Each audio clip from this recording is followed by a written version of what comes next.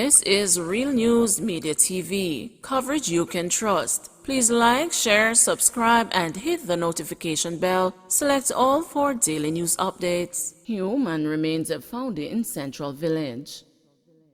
The police were last night at the scene in Zambia's Central Village, St. Catherine, where human remains have been found. The remains were wrapped in plastic. Residents say they have been smelling an odor for the past 2 days and notified the police yesterday. When the news arrived at the location, the police were awaiting the arrival of scene of crime investigators. Second American held in major gun find remanded.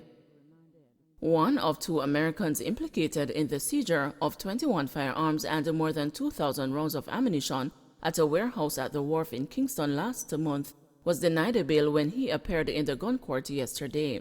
The judge refused the bail application proffered by lawyer Donahue Martin for 36-year-old chef Jermaine Baker, who is of a Sunrise, Fort Lauderdale address in Florida. In the meantime, the bail application for the second defendant, 42-year-old Dervon Brown, a construction worker of Bronx, New York, was postponed to May 12.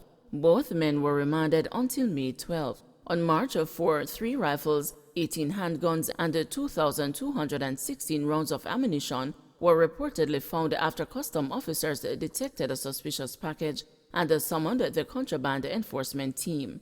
A woman who was listed as a person of interest in connection to the find was later interviewed and released. Following investigations, the 2 foreigners were arrested and charged with illegal importation of firearm and ammunition. Attorney at law Valerie Nita Robertson, QC, is representing Brown. Man shot, bar robbed in Kingston Town. Gunmen shot and injured a patron at a bar along Old Road in Kingston Town, St. Catherine, Tuesday night. The incident occurred about 8:30 p.m. near the entrance to the Friendship Housing Scheme in the rural community. Reports are that the man went into the establishment to light a spliff or marijuana cigar when a bike drove up with a pillion rider. Shots were fired and the victim was hit. The men reportedly robbed the patrons of cellular phones before escaping on the motorcycle. The injured man sustained gunshot wounds to his upper body. He was taken to the Spanish Town Hospital, where he was pronounced dead. I am very concerned about the bike incident. When it moves within the rural parts like here, it is very bad, Joseph Bahadur said. There is a need for attention to be given by the police as criminals are using the bike as a fast getaway vehicle, he said. The Gowanabo Vale police are investigating the matter. Male sexual assault victim urges caution to pedestrians. A 35-year-old man is calling attention to the dangers of walking along Halfway Tree Road at certain hours of the day after he was pounced on by a gang, robbed and boogered in the wee hours of Monday morning. The distraught man, who pled not to be named, said he was heading down Ruthven Road towards Halfway Tree sometime after 1 a.m. when he was pounced on by a group of at least 8 people, including a female, bearing machetes and knives. He said they forced him across the thoroughfare and into an empty lot on Cargill Avenue, where he was relieved of his valuables and the cash. The man, his voice cracking, said it did not end there as the gang stripped him of his clothes and robbed him of his dignity as they proceeded to booger him. He said after the gang fled in a waiting vehicle and on motorcycles, he ran out onto Halfway Tree Road, bleeding, where he was eventually assisted by a passerby and made a call to an acquaintance who later picked him up from the location. According to the distressed call center worker, he sought medical attention sometime after and tested for STDs, which came up positive for syphilis. Too humiliated by assault to give a report to the police, the man said he could not face going to court to face his attackers and relive the trauma. It's too embarrassing, he sighed. These guys were highly prepared with lubricants and all kinds of stuff and videotaping, he said, noting that his assailants had in fact filmed the assault.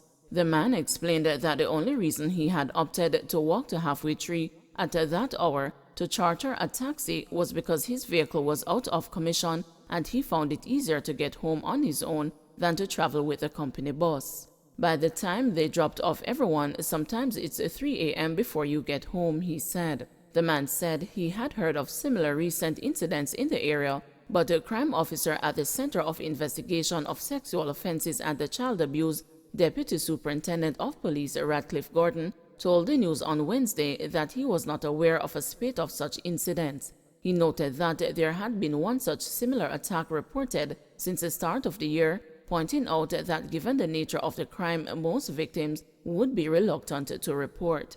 If it is happening, we have not been getting the reports enough to raise an alarm to say this is a recent phenomenon which we ought to be paying attention to, he noted. A source told the news that there is, however, a rising trend of people meeting up with men for sexual encounters via an app and then finding themselves in trouble as they are sometimes robbed or extorted. The victims also face being exposed by the men they meet up with if they move to report the crimes. JDF soldier remanded.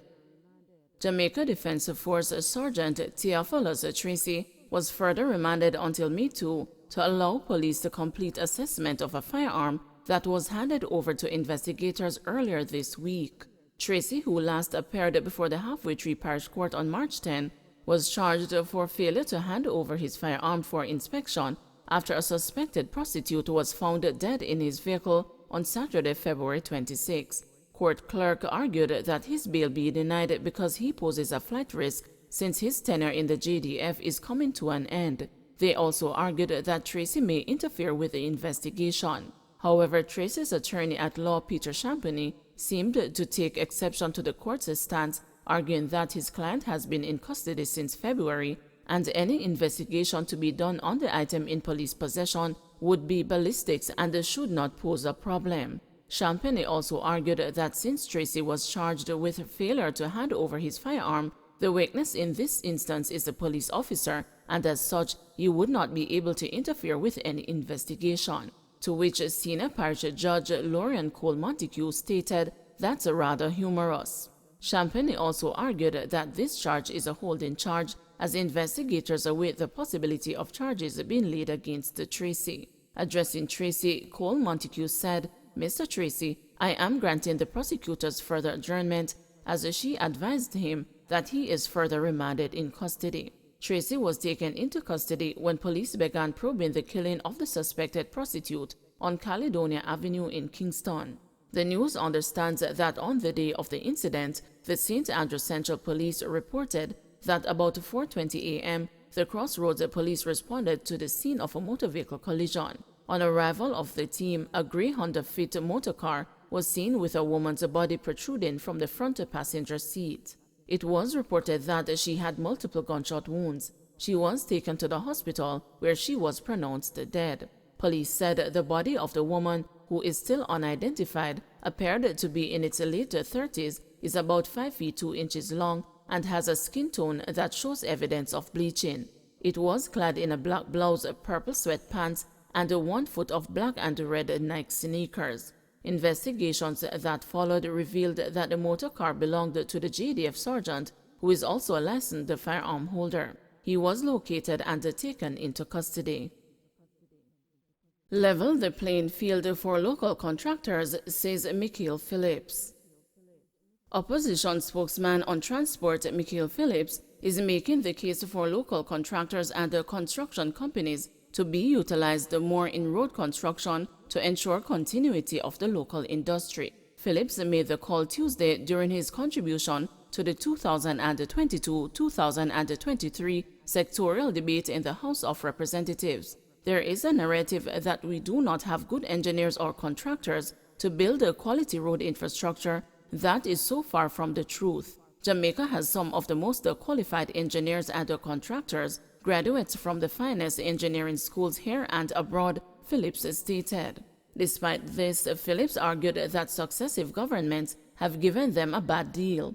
It seems we have now settled on quantity and not quality in our road works. Hence, the lifespan of newly constructed roads is shorter and they cost more to maintain, he said. According to Phillips, the playing field is different from foreign contractors who do most of the design and the cost for the jobs they are engaged to do. They set their standards. In most instances, the government accepts the cost presented to them and extends concessions on labor, equipment, and material. We believe that local contractors should be given a level playing field and given the same opportunities and concessions on specific equipment as we do for others. If we do not level the playing field, we will face a dying industry in the long term, and the foreign firms will dominate most, if not all, of our larger construction projects, he added.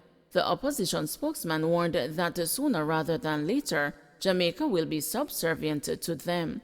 Therefore, we must protect our local industries. Jamaican contractors should be helped to fend for themselves and be able to compete locally and overseas. They should not have to defend themselves at home. Don't forget to like, share, subscribe, and hit the notification bell. Select all for daily news updates.